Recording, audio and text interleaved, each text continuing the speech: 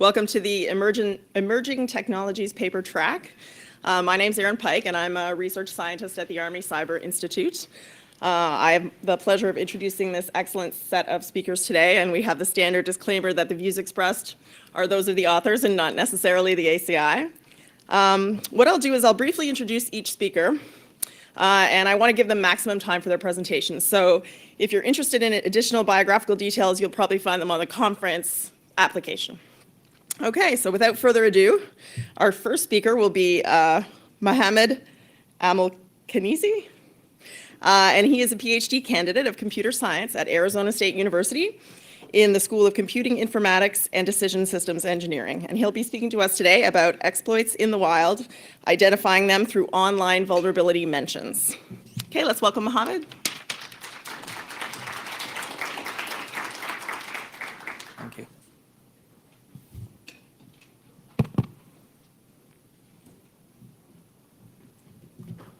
Okay, hello everyone. This paper is titled Proactive Identification of Exploits in the Wild Through Vulnerability Mentions Online.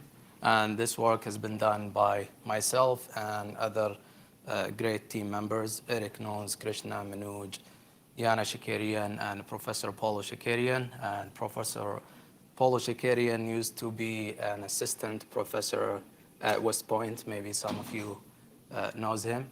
And he says hi for anyone who knows him. And my name is Mohammed.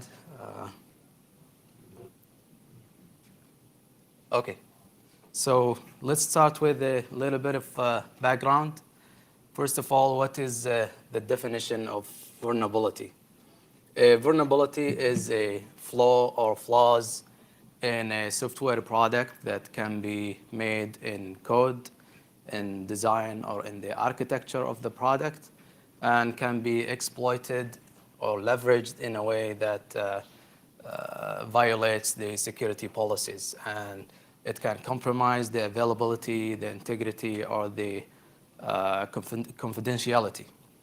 And the typical vulnerability lifecycle starts with making the flaw, and then hopefully someone will discover the flaw, and then the flaw is reported to US CERT or any CNAs. CNA stands for CVE Numbering Authorities, and CVE stands for Common Vulnerability and Exposure. It is the common or standard naming for vulnerabilities. Maybe many of you are familiar with CVE.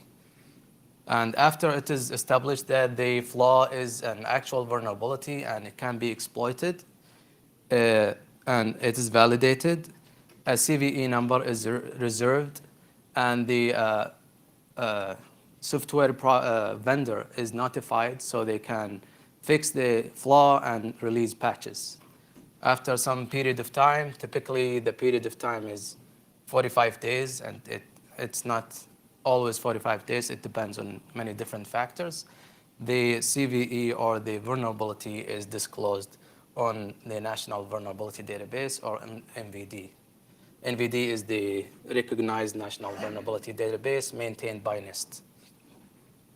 From a vulnerability management perspective, from enterprise view, the vulnerability management teams see or receives security advisories. And then they try to discover the vulnerabilities within their systems. And there are many vulnerability scanning tools that can assess or assist in finding the vulnerabilities, and also penetration testing frameworks and tools that can help achieving this thing. And after discovering the vulnerabilities and knowing what weaknesses are there in the local systems or networks, it's important to prioritize the assets, the hosts, the systems, the networks, and also the databases and all kind of assets. Some databases are more important than other databases. Some systems are more sensitive than other systems. So the assets have to be prioritized and somehow quantify the prioritization should be a quantitative numbers. Also, the threats or the vulnerabilities needs to be ranked or prioritized. Some of the vulnerabilities are not important. Some of the vulnerabilities are highly likely going to be exploited. Some of them are not even exploitable. So it's important to identify the vulnerabilities that are threatened and start with these vulnerabilities. After figuring out or prioritizing the assets, the vulnerabilities, it comes to the point of addressing the vulnerabilities. And addressing vulnerabilities can be through remediating the vulnerabilities, installing patches, testing patches. This could be cheap, and in many cases, it could be very expensive.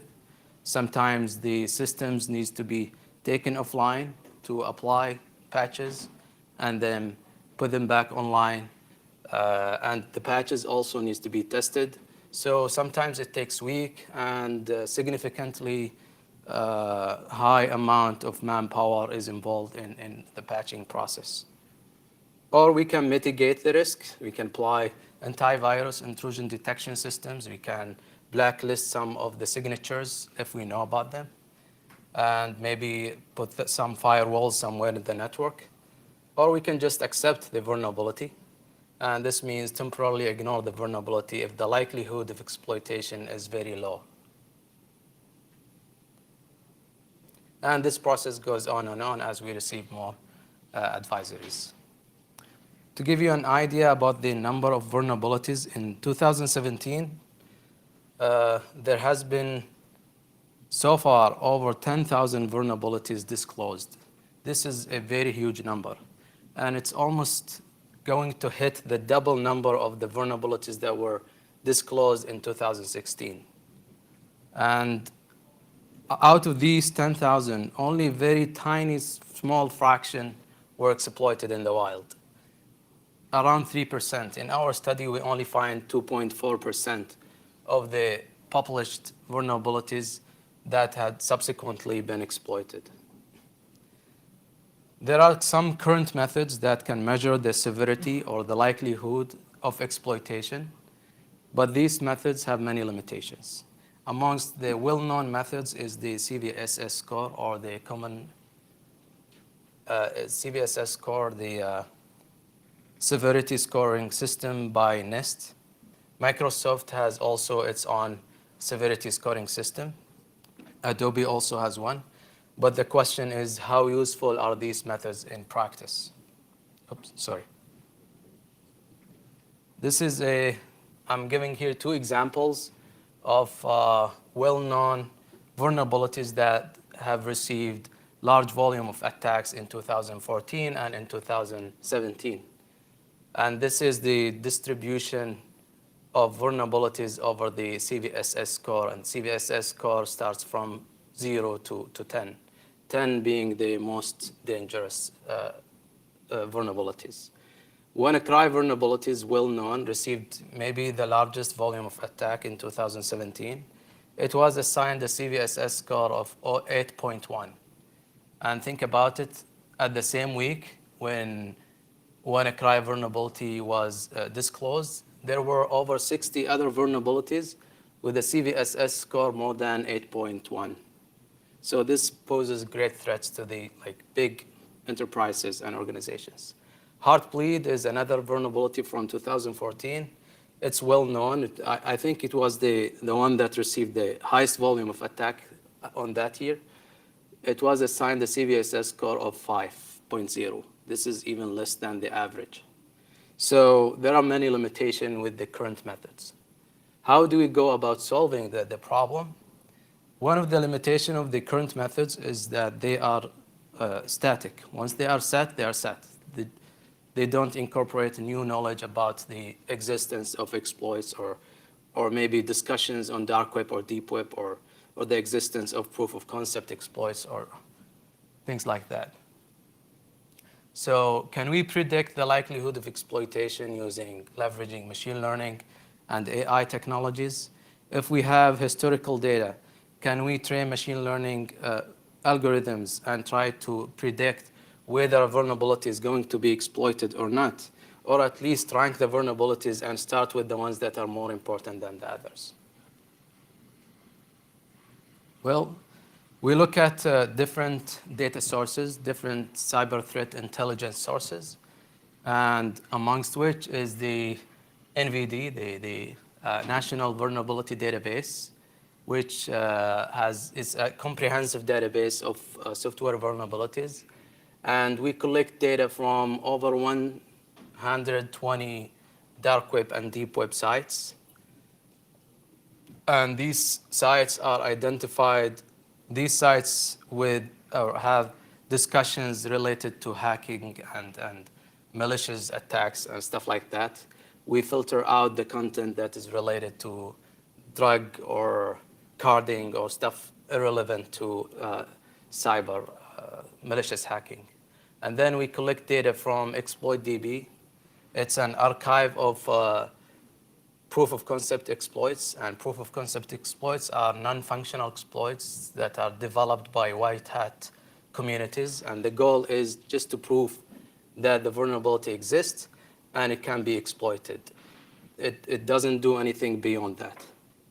And also we obtain a database of disclosed vulnerabilities through a program funded by a company called Tipping Point, and this program is called Zero Day Initiative.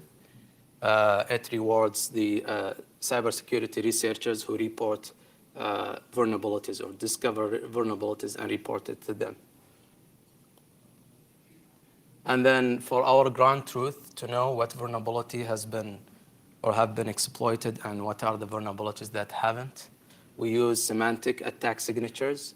These are attack signatures of known vulnerabilities, and we, from the description of the attack signatures, we extract the CVE IDs, and then we label the CVEs that were exploited in the wild.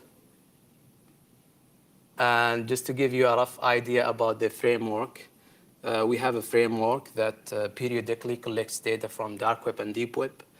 And we plug into the framework scrapers or crawlers and parsers.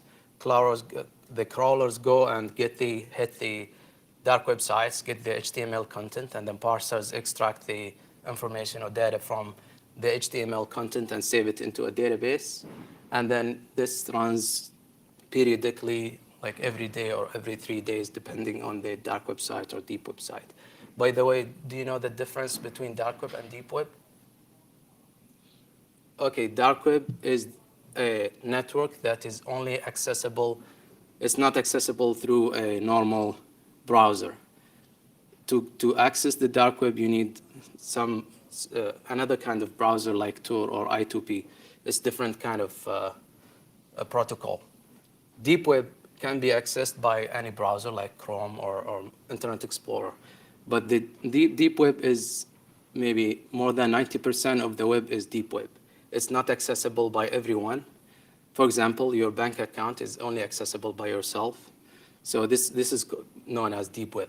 There are forums, closed forums, invite-only scheme. You have to access the forum, you need to be invited, and then you can access the forums. And these are hacker forums.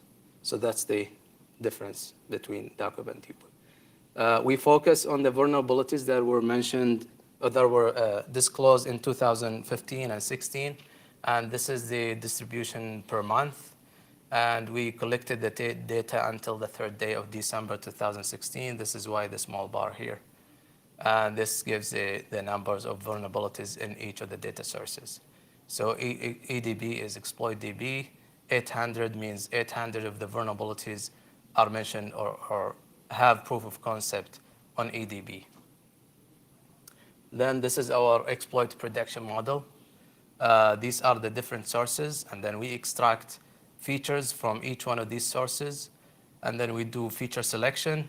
We label our data based on semantic attack signatures. We train machine learning algorithms, and then we predict the exploitability. We view the problem as a binary classification problem where the positive class is exploited or will be exploited. The negative class is not exploited or will not be exploited. This is the summary of the features. We have textual features, the NVD description, the description of the vulnerability, the dark web post content, We turn the text into TF-IDF, or term frequency inverted document frequency. So it turns the text into numerical measures. The CVSS score is a numeric, and also it has a categorical part they call CVSS vector. The language of the dark web is also a feature, and I'll talk about this. The presence of proof of concept on EDB, the presence or the disclosure on ZDI is a binary feature, and also the existence on dark web is a binary feature. We do some text pre-processing. If the content is not in English, we translate it first into English. We do some cleaning and vectorization into TF-IDFs.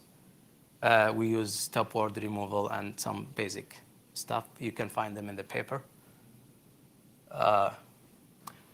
Now I'll give you some interesting results on some analysis of the vulnerabilities and exploits.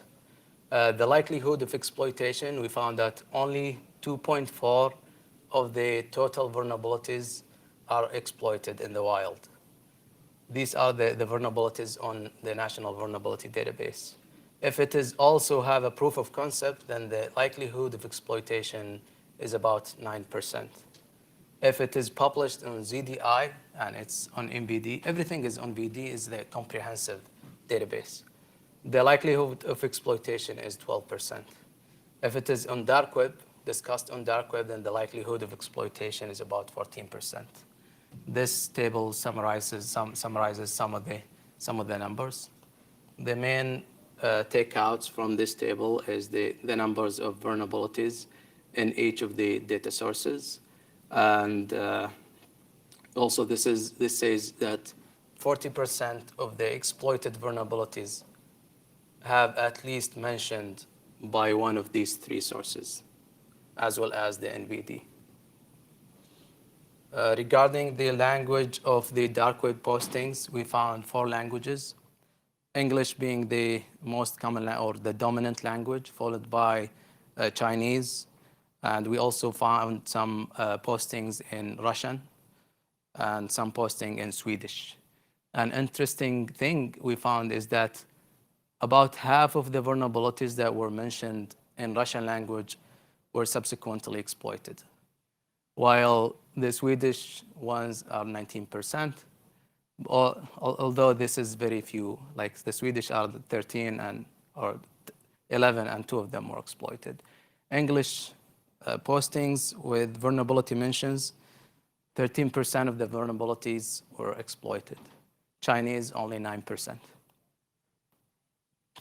So the setup for our experiments, we removed the vulnerabilities that were exploited before they were mentioned in any of the data sources, because we can just run a database query and see what of these were exploited, so no point of making predictions. We examined several machine learning algorithms, random forest, support vector machine, Bayesian network, logistic regression, naive Bayes, and some other algorithms. The best performing in our setting is random forest. And the evaluation matrix we used, precision, recall, and the harmonic mean between precision and recall, which is F1 measure, ROC curve, and area under the curve. Precision is the fraction of vulnerabilities that were actually exploited from all vulnerabilities that were returned by the classifier as being exploited. Recall is the fraction of the vulnerabilities that the classifier said exploited from the total number of exploited vulnerabilities. And this table summarizes the way they are computed. We do 2 sets of experiments. The first set is following real-world conditions, meaning the vulnerabilities are sorted based on their disclosure date, and then we do training testing split. 70% of the vulnerabilities, the first 70% on time, is used to train the classifier, and then the remaining is to test the classifier. And this is the ROC curve of our classifier, and this is the ROC curve achieved using CVSS score. The false positive rate we achieved is about 75% less than the false positive rate by the CVSS score. Area under the curve increased to 0.94. The perfect classifier achieves 1. So we're doing great. In terms of precision recall, we're way high than the CVSS score. Another set of experiments is evaluation with individual data sources, dark web, deep web, and ZDI and exploit DB. It's important to see if adding a particular data source will help or benefit the vulnerabilities that were mentioned on that particular data source. The settings here is different from the previous settings. We use tenfold cross-validation, which means the samples are temporally intermixed. That means some of the samples in testing might have happened before of some of the samples in training set. But the reason is because we have very small number of vulnerabilities in the testing set when we use the real-world conditions. Okay, that concludes the paper. So future work would be adding more intelligence sources, using crowdsourcing techniques for exploit detection, because semantic is not a comprehensive source of exploited vulnerabilities.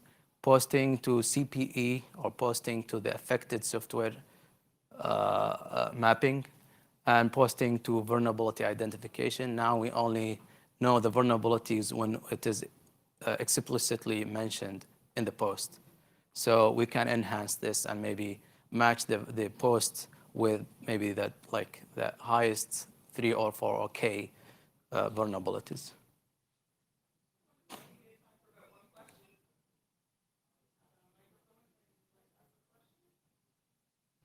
That gentleman was.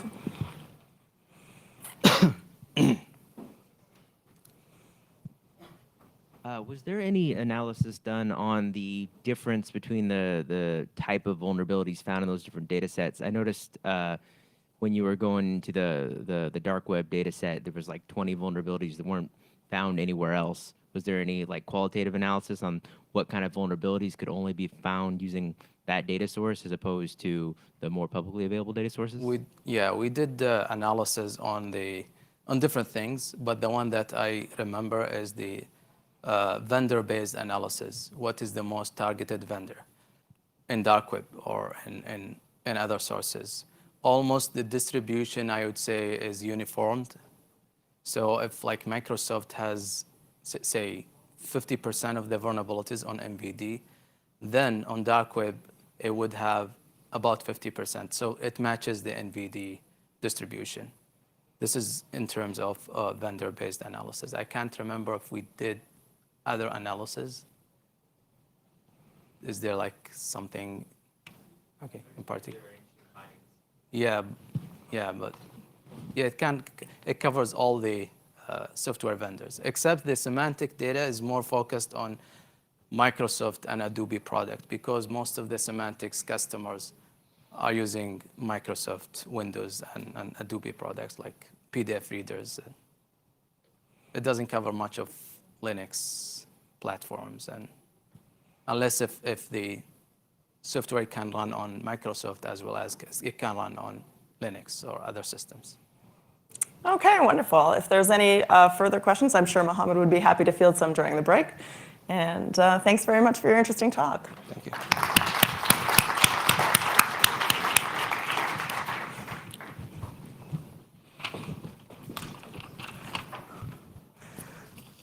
Okay, our second speaker is Dr. Joey Rivera. He has a PhD in software engineering and is currently teaching at the United States Military Academy at West Point. He is also the president and CEO of the Rivera Group and will be speaking to us today about cybersecurity via formal methods. All right, Dr. Rivera.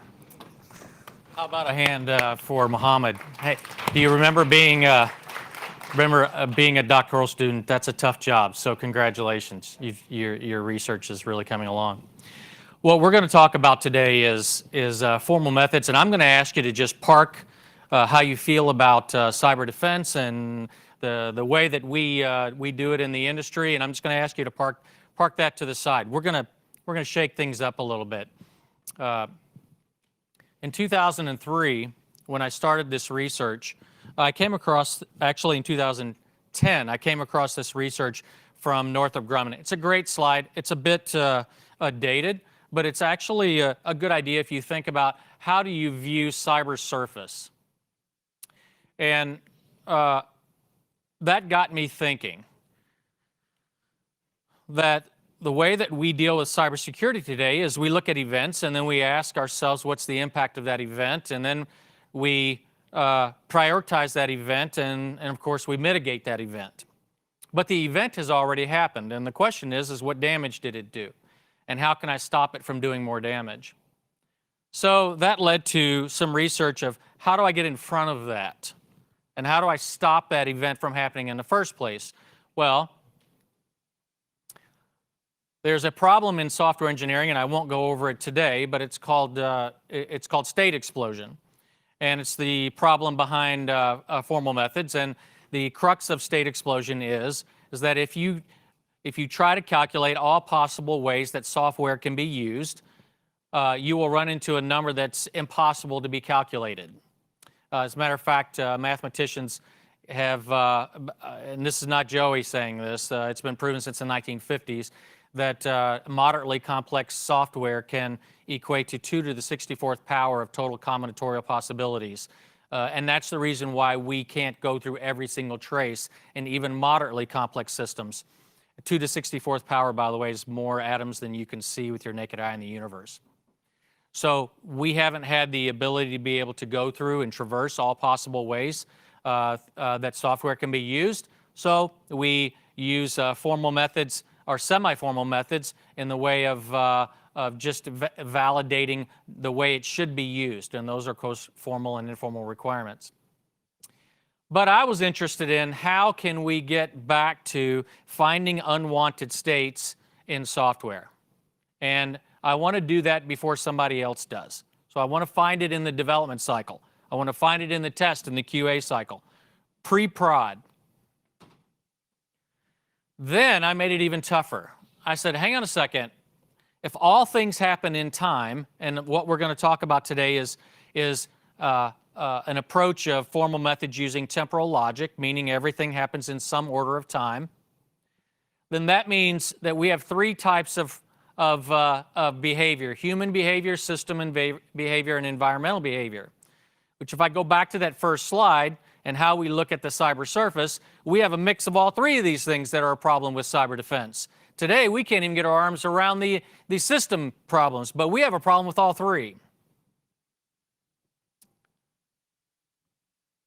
So we look at the 4 types of behavior. This quad looks fairly simple. It took 5 years to come up with. So the top left, unknown and wanted, top right, known and wanted behavior. Those are your formal requirements, the way the system should run. Okay? The unknown and wanted behaviors are, who would have guessed that you would have used this system this way, but I'm okay with it. You're not violating anything, but I'm all right with that. But they were unknown. The known and unwanted are your bugs. And then the bottom right one is the unknown and unwanted, and those are the ones that keep us up at night. Fairly simple explanation of a quad, of a way of looking at all possible behavior. So if we take all possible behavior and everything happens in time, and we use simple arithmetic or simple algebra, we know that if we can find bugs and we know what known and wanted behaviors are, we can get to the unknowns and unwanteds. Sounds a lot easier than it is. So we designed a framework, and this took us 9 years. And my company, I'm a reserve officer, so I teach at West Point as a reserve officer, but my company has been working on this for 9 years. And $25 million later, we decided that this is the hierarchy of enterprise behavior. Behavior meaning something happens in some event or some event happens in some space and time. I talk to you, you hear it, and you think about it, and you respond to me. Those things can happen in traces that are immeasurable by some space and time. And then we related them, strategic planning, all the way through the network, and actually endpoints and how endpoints talk through. And so we mixed human and environmental and system events all in the same model. And we could ask questions now. Can a human event or a system or an environmental event or any combination of those result in an unwanted state? That was the Holy Grail. What you're looking at is 235,000 traces inside. That's actually the VA's system of systems called Vista. And you're shaking your head. You know how complex it is. It's been around since the 1950s, I think. It's written in a language called MUMPS, amongst many others, Delphi and a few others. And what you're seeing here is 100% automated.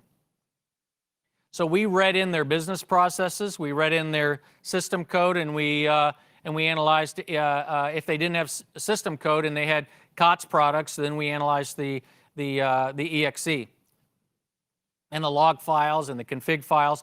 And then we asked this model questions. Can I get from this system to this system without going through this system? Right?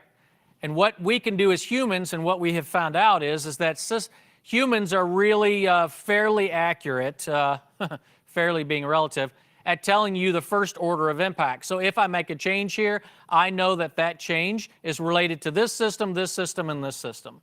It's the second and third order and end orders of impact after this that humans lose our credibility in being able to identify that. And that's what that's what formal methods is all about. It's allowing us to be able to say, no, don't make a change here because this system shares data with this system, and that system gets the data from this system. And if you've gone through large enterprises and you've been a part of big change, that's exactly what happens. We call the most knowledgeable people we know. We say we're getting ready to make this change, and he who has any problem with it has to raise their hand, and then everybody crosses their fingers and we roll the change to production. That's exactly what happens. Because humans are incapable of understanding this. It's neither good nor bad, and no one believes the documentation that's on the shelf that was written and is now obsolete 1 minute after we put it on the shelf. It is what it is. What we say is, let's put all of that into a system, and let's ask the system questions, because the system doesn't lie.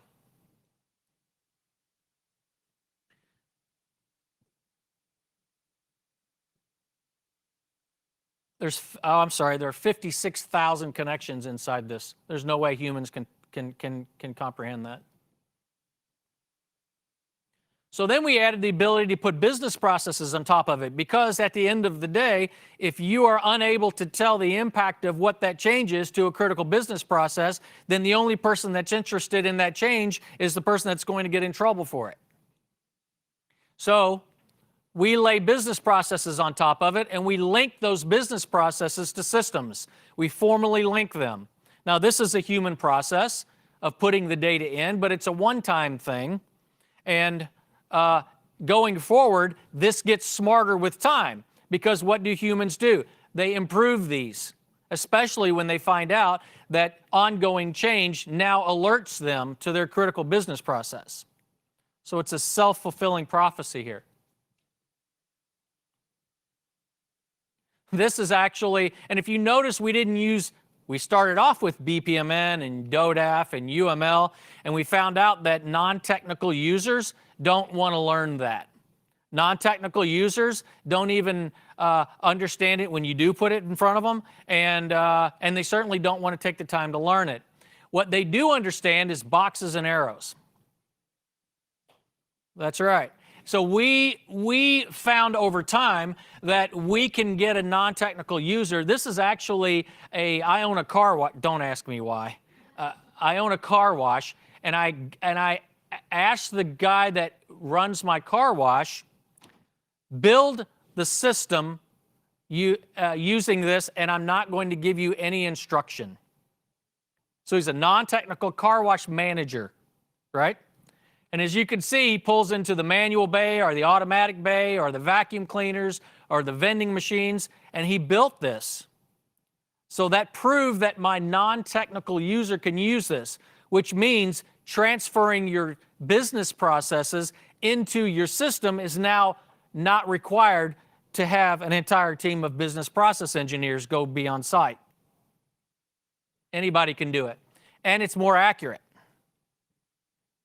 This is critical because this is formal. So I can now ask, can I get from here to here? Because it's formal. And the key is we link that to behavior behind the scenes.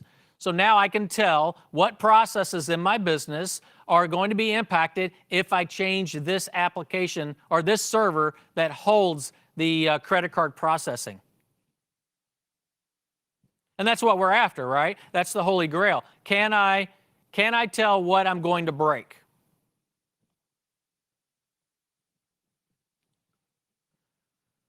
So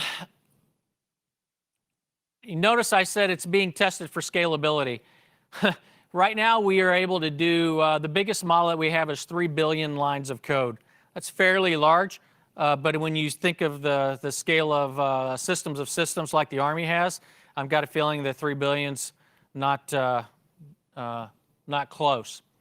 But that's okay. We rolled this to market last year, and it's just been incredibly successful. Some of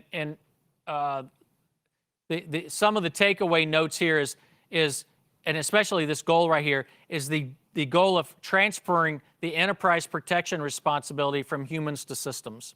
That's key. So what we want to do is create a model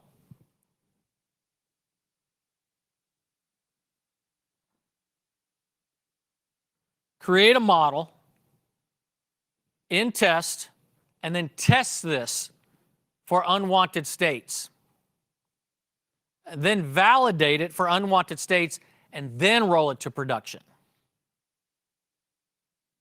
That concludes, and I have 8 minutes. Do I get a present for that? As you want. Give me some of your questions. Just raise your hand if you have a question, and we'll bring you a mic. Sure. I'll even give you a discount on the car wash. I think it was this one. That's okay. Some of your questions, sure. Hi, thank you. Tell me what a dependency means, because it looks like there's different flavors of dependency. Sure. Actually, people think that dependencies are, well, A and B talk and they share data. And that is certainly a dependency. But a dependency can be A needs to be up before B can operate, right? Or A talks to B and B has to do something and then return data back to A. See, things happen. There are two ways to look at this. One is that all things in systems, let's just talk about the systems part first. All things in systems talk in some temporal order, right? So my machine talks to your machine calculates it. Even though it happens at a very quick time, it still happens in some temporal order. We can figure that out. Source code happens and transacts in some temporal order. Log files tell you exactly what happened in some temporal order, right? We can evaluate those. That's how we look at dependencies. The other type of dependencies are environmental and human dependencies. Human, of course, being business process dependencies, but environmental meaning I have systems that are dependent on this building, right? So I can add attributes to that event. That event has environmental attributes that are dependent on this building being up, or this building having power, or that plug working. So you can have n number of attributes that all circle around, if I turn the power off on this switch, what will it impact? Our model will tell you exactly what systems and exactly what business process. Because everything happens in some temporal space, we don't care that it's a building or that it's a system or even that a hurricane hits the front of the building. We don't care. That's an environmental. We transfer everything into events. Does that make sense? Sure. I'll use the microphone for the sake of the recording. Please. So my part 2 is, given what you just said, do you see taking this work to the next level, which would be parallelization and process improvement? Because as a private sector person, the goal for me is not just to identify the dependencies in my processes and to be able to do what you described, but also to look at those and say, here is a better way for me to rejigger it so that I get more efficient, time to market's faster, You're fewer all over people, it. free up some resources. Do you see that? You're all over it. Yeah, and so let's go back to the math problem. The math problem is, right now, I'm just trying to figure out 3.4 billion lines of code and all of the temporal space that sits around it, and that's just a computing problem. If you add parallelism and the computation that is exponential when I add that, that's what we're working on now. You're exactly right. Can I get from A to B, and what's the best way to get there? And then can I close everything else around it that's unnecessary? That's actually the efficiency problem that we're calculating now. You're spot on. Somebody else? Yes, ma'am. Thank you, by the way. I really enjoy this. Thanks. So my question to you is, I can see how you have your AND processing set up there. How do you deal with redundancies and resilient systems? Loop it. Think about it. You can't think about it from UML or BPMN. You loop it. Redundancy meaning, I'm sorry, I misunderstood the purpose of the question. Give me an example, and let me explain it to you then. I was thinking you were thinking about recursion. I'm sorry, not No, redundancy. that's okay. So, Yeah. when you have your dependencies, most of what I'm seeing are what I would call AND situations, right? Sure. You have this, and then this has to occur. Now, I may in a redundant system say I have an OR, right? Oh, yeah. I gotcha. Yeah, on the right-hand side over here, you'll see that we have, we can actually, that's an attribute of this. So if I go to here, that's my wanted way. But then my second is an optional way or an alternative way of doing things. So now, going back to the gentleman's question, can I tell you this is the way that it's supposed to happen, but I can use log files to tell you how much I would use the alternate way or even the alternative way? Because I can't stress enough how important it is for you to have attributes tied to your events, because you can really tell a lot about exactly how your systems and your systems of systems and how humans are consuming your system. It's an amazing, we have I don't have it here, we have a heat map capability that looks at an entire system of systems and tells you exactly how your humans are using your system. Now you would say, oh, that's kind of neat, we can tell our critical systems. But it actually helps you, I have 2 minutes, so don't hook me yet. Please continue. It actually helps you plan for next year, right? Why should I fund this project? Well, because it's red, and all my it's being consumed. Yeah, it helps you prioritize. You're spot on. I love this job. Anything else I can answer? Thanks for having me. I appreciate it. Thanks so much, Joey. All right, thank you. Oh.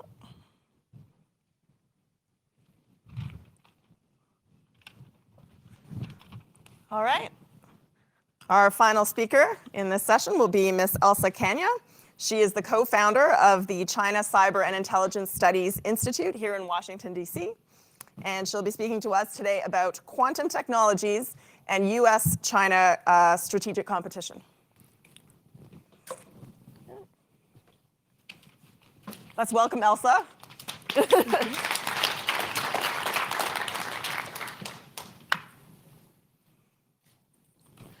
Good afternoon. I'm going to talk to you today about something that sounds like science fiction, except it's very much on the horizon.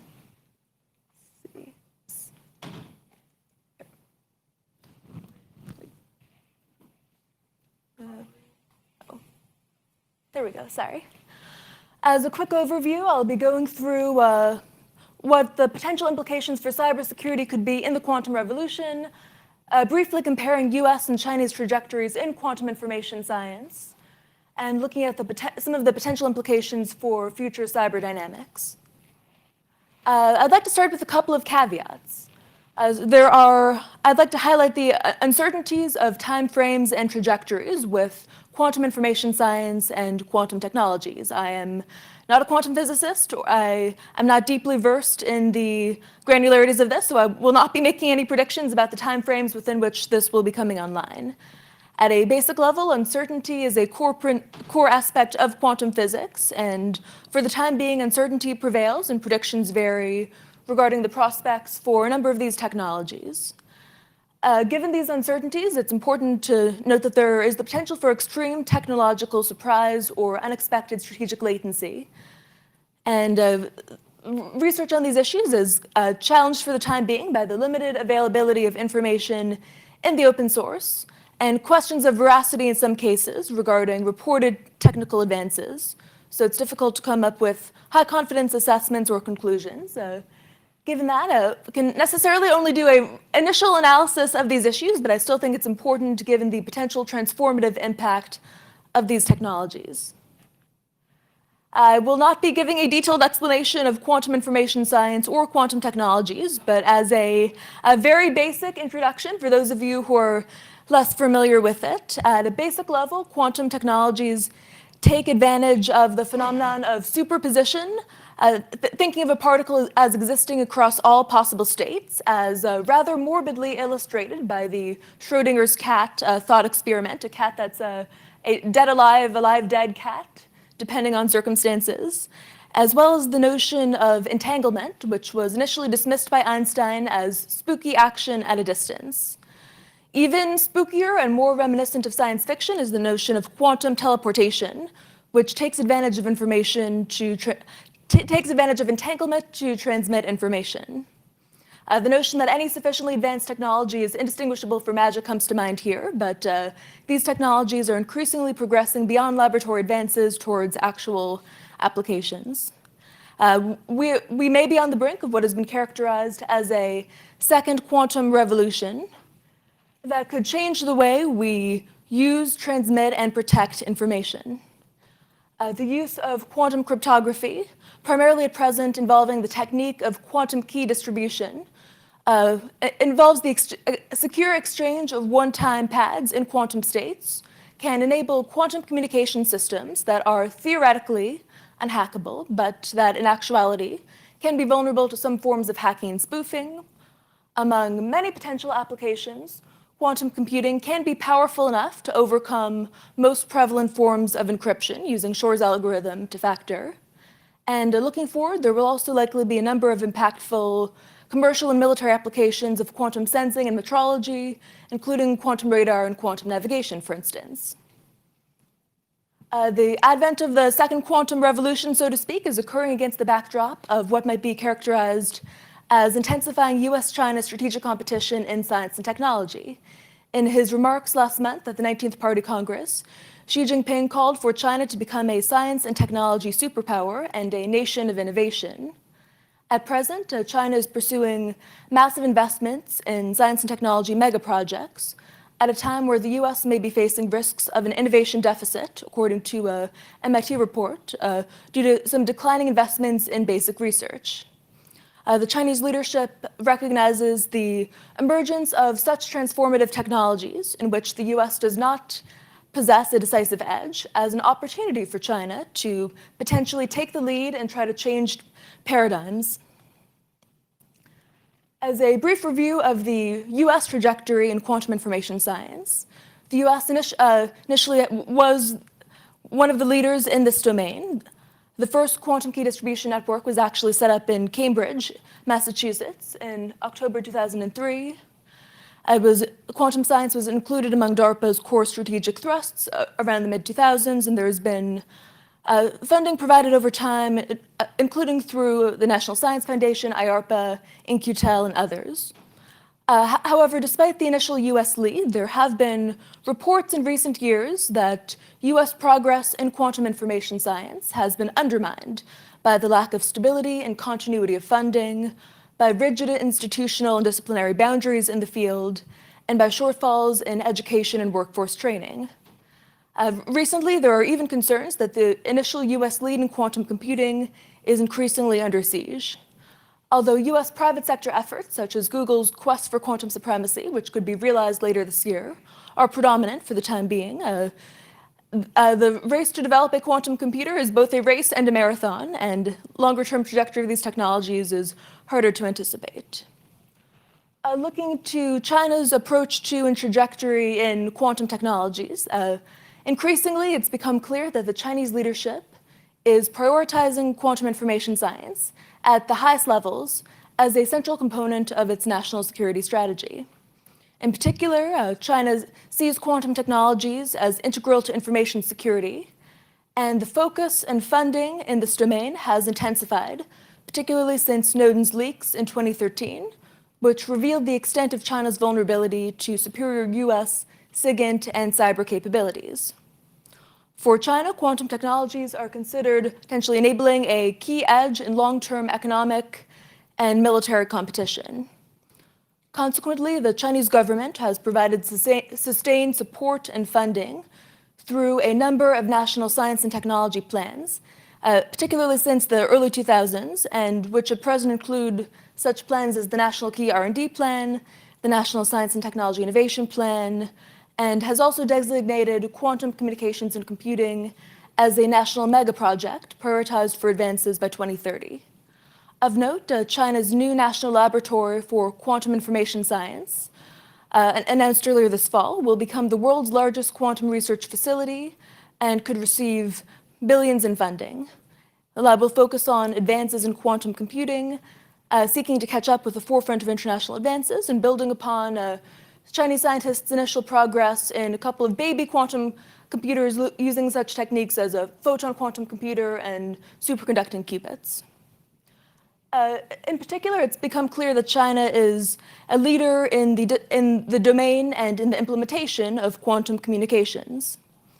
In August, August 2016, China launched the world's first quantum satellite, Moza, which has been used in a series of groundbreaking experiments.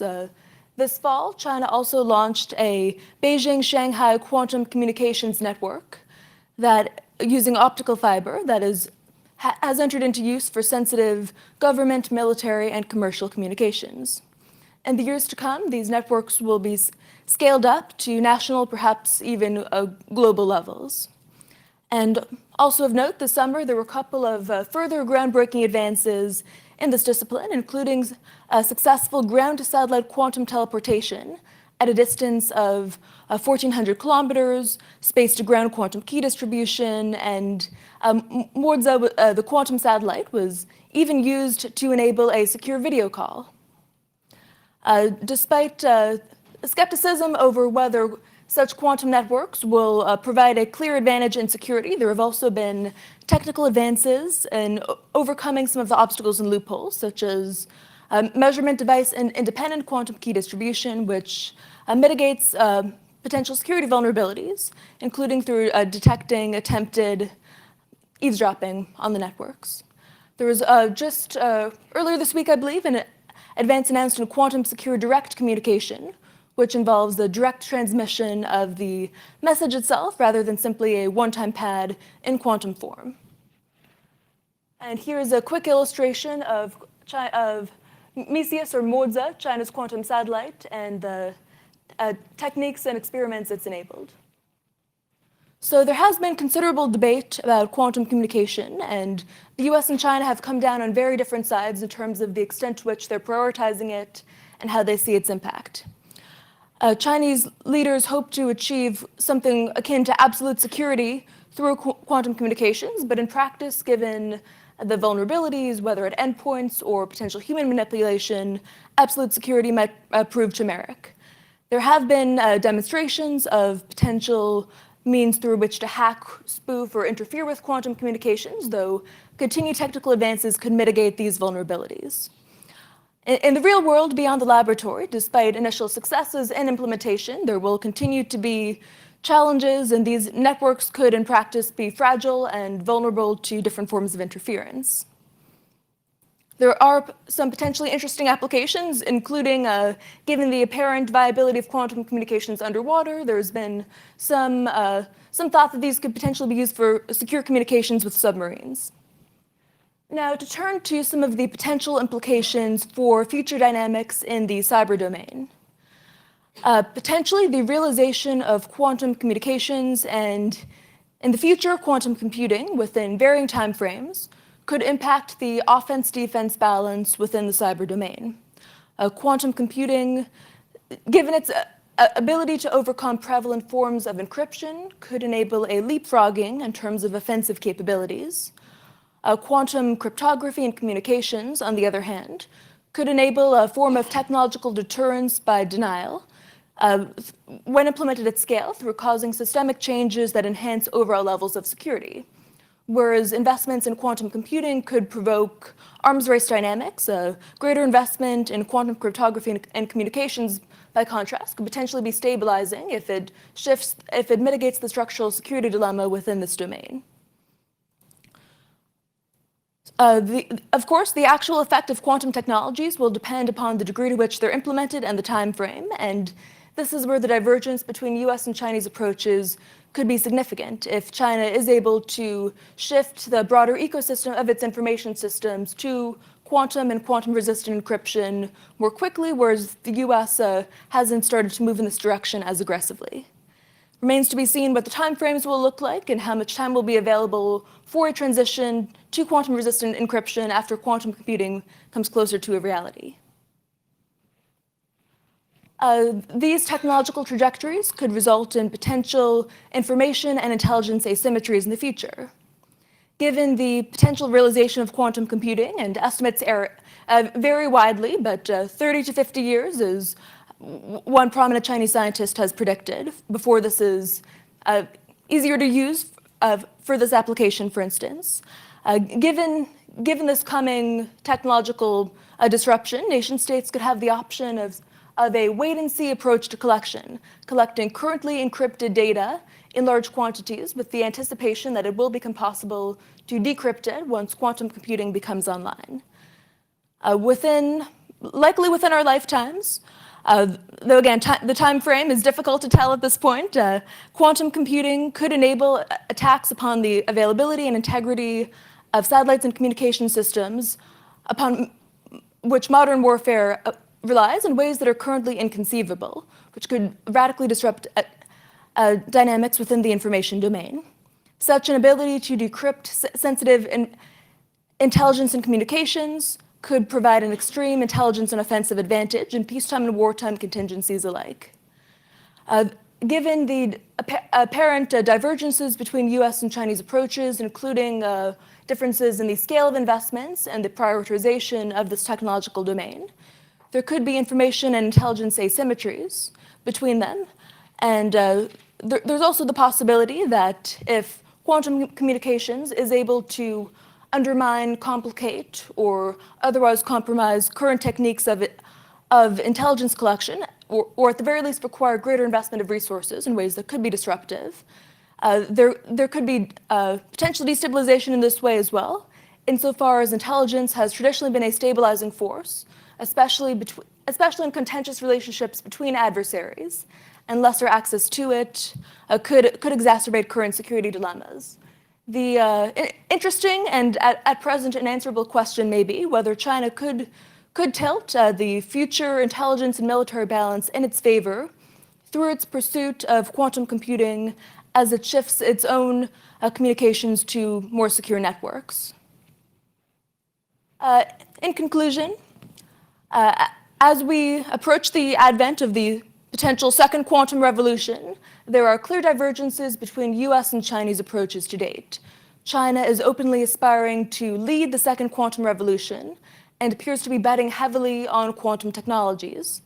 The US does not appear, based on the information available, to be investing or prioritizing advances in quantum information science at a comparable scale. Looking forward, US-China strategic competition could be shaped by uncertain technological trajectories influenced by these choices.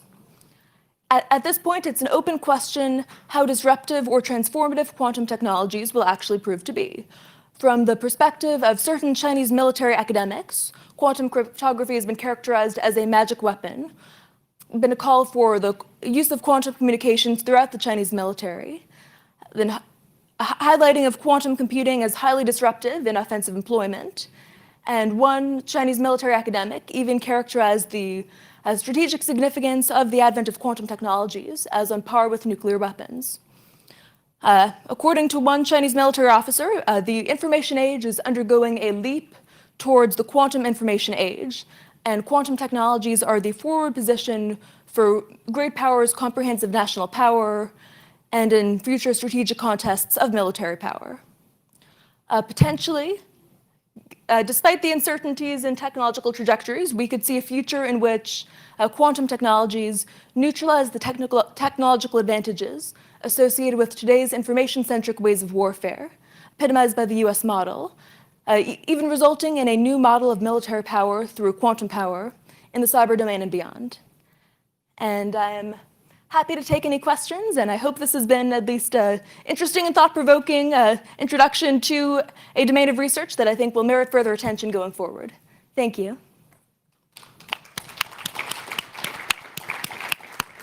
A great presentation. Question, it appears that a lot of the US research is taking place in organizations like Google. And then for China, how much of the research is taking place in the private domain versus the government, or is it too difficult to separate? And did you account for all of that in your analysis? Sure. So certainly in the US, Google seems to be taking the lead. Similarly in China, you have companies like Alibaba investing majorly in quantum computing. A recent announcement of a $15 billion fund for investments in disruptive technologies to include quantum computing. And there have been partnerships, for instance, between Alibaba and the Chinese Academy of Sciences. I think one of the interesting or unique aspects of China's approach to science and technology in this domain is the backdrop of a national strategy for military-civil fusion, through which advances in Chinese laboratories and companies might be more readily turned towards military purposes. So the private sector in China is starting to become more active, often closely in partnership with government research institutions, and both investing heavily in and of itself and receiving considerable government funding.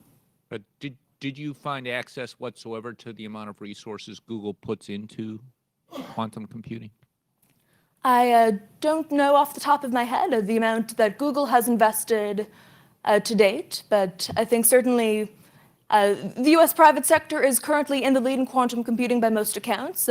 Chinese researchers are actively going all out by one characterization to catch up, and difficult to compare aggregate levels of investment given the secrecy in some cases or lack of full public information on this, but I think certainly Google is a major and probably the predominant player for the near future.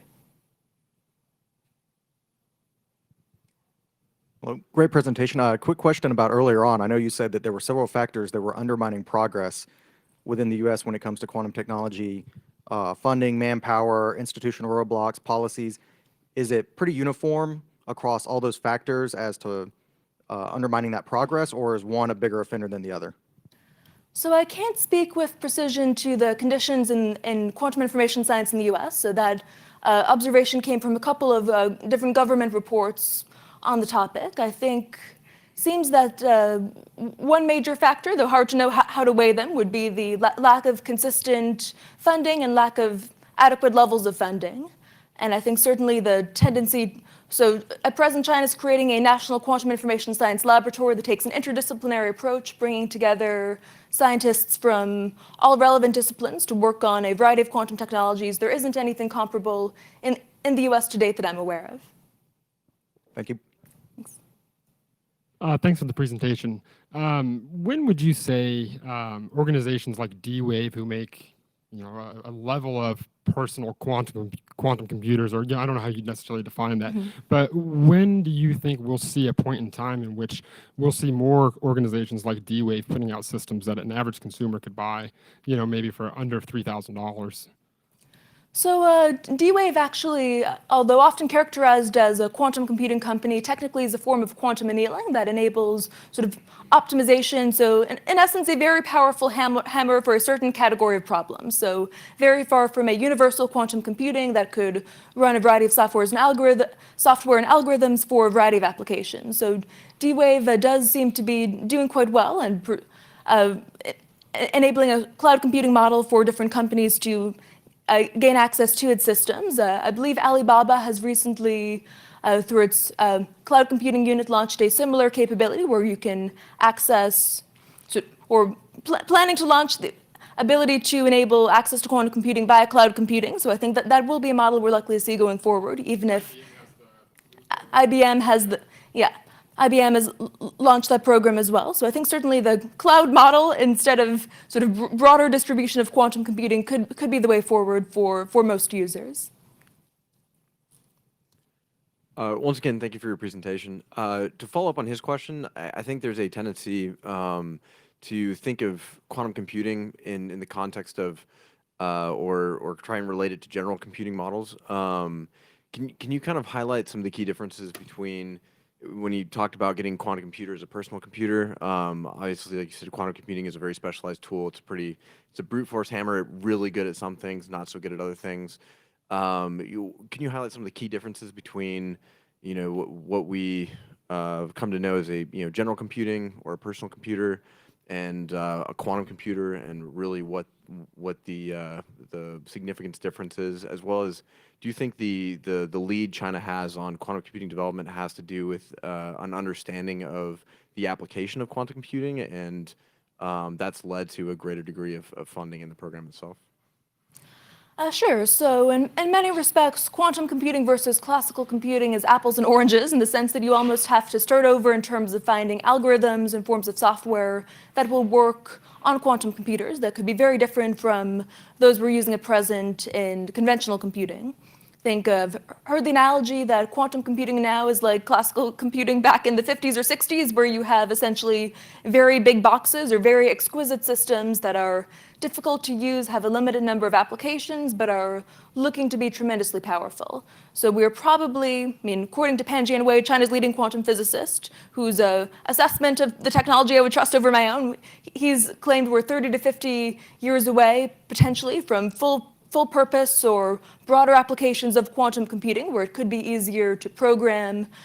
China's baby quantum computer that they announced in May or June has been essentially engaging in complex mathematical processes that are useful for demonstrating its capabilities and its power relative to a classical computer, but aren't a useful application yet. We've seen D-Wave, a form of quantum annealing that is somewhat more advanced, be used in complex simulations for optimization type problems. So I think for a lot of this, it will be a revolution in how we think about computing, and I think likely quite a broad range of applications, both commercially and in a military context, for anything for which immense amounts of computing power provide an advantage. Are there any further questions? Okay, well, let's thank Elsa for her interesting talk. And so this concludes this session, and there will be a networking break for the next half hour, and sessions will resume at 2:30.